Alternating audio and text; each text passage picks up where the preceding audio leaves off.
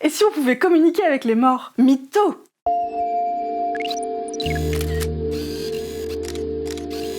Je vois que votre portefeuille est bien rempli, mais plus pour longtemps. Passons au tirage maintenant. Alors, hop, le loup-garou évidemment, et le numéro complémentaire, le 666 bien sûr.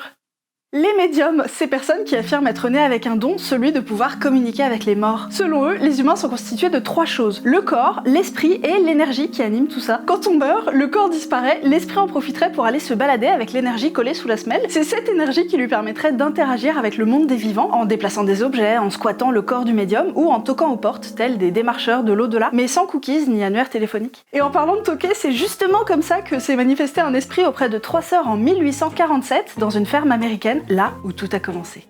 Leur maison était hantée par un marchand qui faisait justement du porte-à-porte quand il s'était fait assassiner sur les lieux il y a fort longtemps. Depuis, l'esprit errant continuait à frapper avant d'entrer. Les 3 sœurs encore adolescentes ont révélé cette affaire à la presse. C'est alors qu'une foule de curieux se sont pressés pour entendre cet esprit frappeur lors de séances proposées par le généreux trio contre de l'argent. Jusqu'à ce que l'une des sœurs avoue 40 ans plus tard que c'était un canular et elles finirent leur vie dans l'humilité et la pauvreté. Et ce serait donc sur une escroquerie qu'est né ce qu'on appelle le spiritisme, une espèce de culte du christianisme à la sauce Casper le gentil fantôme qui a conquis le monde entier au 19e siècle et particulièrement la France. C'est là que le fondateur de ce nouveau courant, Allan Kardec, a écrit la Bible du spiritisme, le livre des esprits. Bon, en vrai, il s'appelait Hippolyte Rivail, mais il a pris ce pseudo, c'était son nom dans une vie antérieure quand il était druide. Bref, le spiritisme, c'était la mode en France. Sous Napoléon III, plus d'un demi-million de personnes se prêtaient à faire tourner non pas les serviettes mais les tables, y compris Victor Hugo qui en profitera pour tailler le bout de gras avec Shakespeare, Jésus-Christ, Racine, Mahomet et Molière. La scène de .0, ça devait être quelque chose. Donc, les médiums, c'est pas nouveau. Le soufflet est un peu retombé depuis, mais ça revient à la mode depuis les années 80. Le Conseil Spirit International aurait compté plus de 20 millions de pratiquants réguliers dans le monde. Il serait 13 selon la police. Et puis les médiums ont su s'adapter aux nouvelles technologies.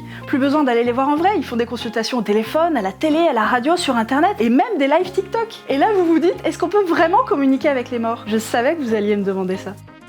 Eh bien, ça reste à démontrer. L'histoire du corps, de l'esprit, l'énergie, là, rien que ça, c'est pas prouvé. Au niveau de la science, on ne sait pas si on a le corps d'un côté et l'esprit de l'autre, et c'est quoi ces histoires d'énergie, là? On sait pas non plus ce qu'il y a après la mort, et donc s'il y a bel et bien des esprits qui se baladent parmi nous. On n'en sait rien de tout ça. Quant aux médiums eux-mêmes, lorsque des scientifiques ont testé leurs dons, les résultats étaient pas très probants. Par exemple, en 2020, des chercheurs ont montré 180 photos de personnes à des médiums et des gens ordinaires. Les gens en photo étaient tous décédés depuis. Ils leur ont demandé de deviner si ces gens étaient morts à cause d'une arme à feu, d'une crise cardiaque ou d'un accident de voiture. Oui, c'est un peu glauque comme jeu, je vous le concède. Eh bien, figurez-vous que les gens ordinaires ont mieux deviné que les médiums. Pas terrible ce troisième œil, hein. Enfin, passer chez le paraophtalmo, FISA. Dans d'autres expériences, les médiums étaient parfois un peu meilleurs, mais souvent les études sont de toute façon pas très fiables, car réalisées sur très peu de gens ou alors mal conçues. Bref, on n'a toujours pas réussi à démontrer si c'était vraiment possible de communiquer avec les défunts. Ça me paraît un peu mal barré. Certains médiums sont effectivement des charlatans qui, comme les sœurs Fox, rêvent de plonger dans une piscine de petites coupures. D'autres sont probablement de bonne foi et pensent vraiment qu'ils ont un don, ils veulent s'en servir pour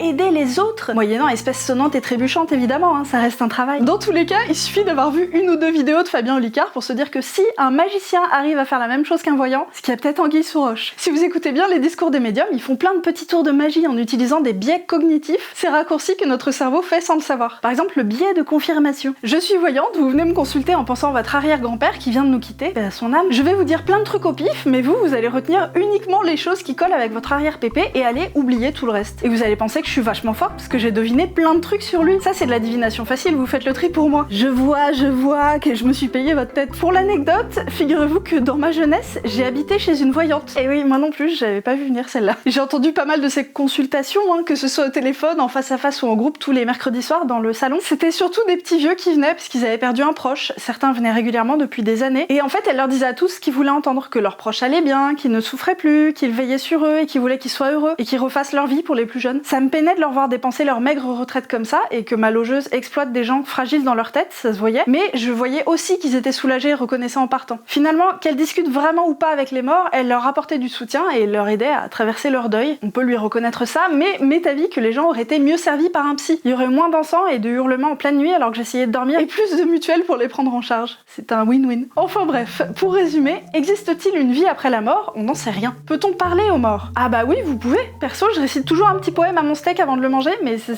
pas pour autant qu'il me répond. Peut-on communiquer avec les morts? Ça reste à prouver. Des scientifiques ont essayé de tester les pouvoirs de divination des médiums, ça a jamais vraiment marché. Donc on attend encore que des médiums arrivent à nous prouver que ça fonctionne vraiment et que ce n'est pas qu'une habile manipulation de nos biais cognitifs. Les séances de spiritisme sont-elles des canulars? Au moins une partie d'entre elles, oui. Ce qui veut pas dire non plus que tous les médiums nous veulent du mal, certains croient vraiment qu'ils ont un don et veulent nous aider, mais dans tous les cas, il est toujours bon de muscler votre esprit critique pour savoir repérer les tours de magie qu'on essaierait de vous faire subir.